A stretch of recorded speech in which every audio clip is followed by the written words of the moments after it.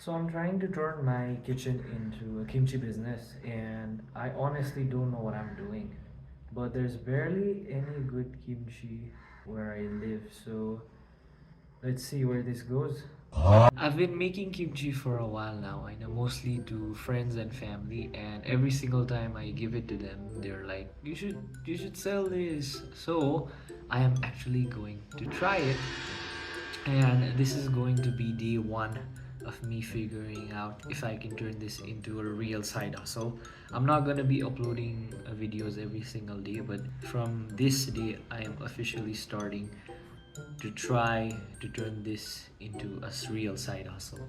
Okay, here's the thing. Where I lived, it's actually hard to find really good, authentic kimchi. The grocery stores have those mass-produced versions that are just like okay.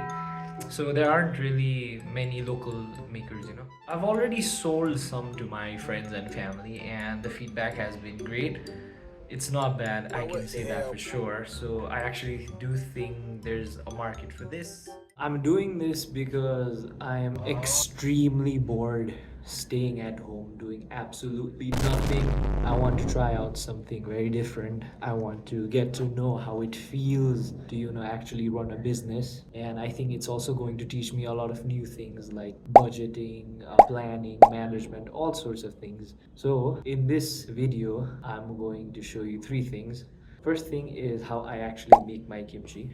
And the second thing is what I actually need to figure out to scale this thing up. And the third thing is probably the most important one, and it's the honest challenges that I'm already seeing. But now let's start with the fun part, which is making the kimchi. This is the part I actually do know how to do.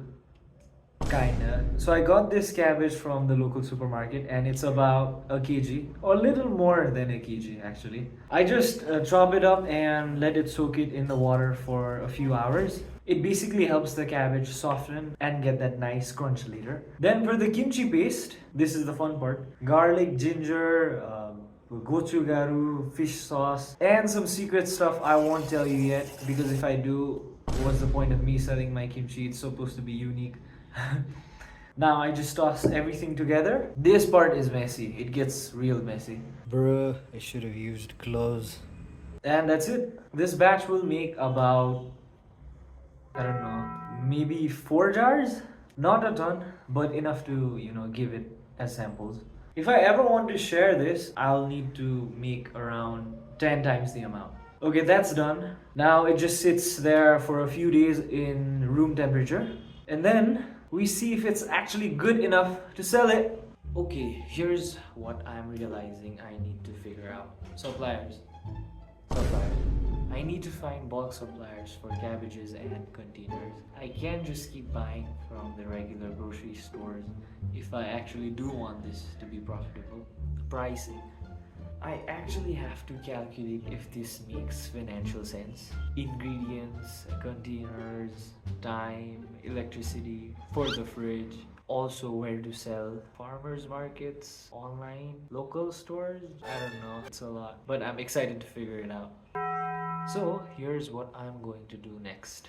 Find suppliers for containers and bulk produce. Actually do the math on pricing. And finally, maybe test selling in a local market. And I'll document all of it here. The wins, failures, everything. So, I think this is going to be it for this video. I will give you guys an update on what happens. Until then, bye.